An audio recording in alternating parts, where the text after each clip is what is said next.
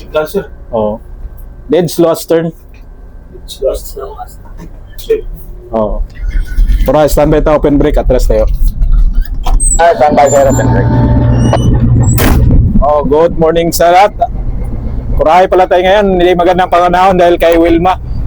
Encourage tayo dito sa Manila. Shelter muna tayo, hintay muna tayo ma-clear sa Coast Guard. Ito yung barko pala, hindi ito pareho ng sasakyan na may brake. Wala tayong brake. Nakatras tayo ngayon. Kapag ship's handler ka, ito yung palagi tinitingnan mo, yung quick water. Itong bula ba, makita mo yan dito. Yan. Nagsuswing niya yung barko sa estribor kasi yung ikot ng propeller pa counterclockwise. Kapag mag-ahead, clockwise naman siya. Yan, pwede na natin i-area yan. Tapos ilagay natin sa gitna yung bula.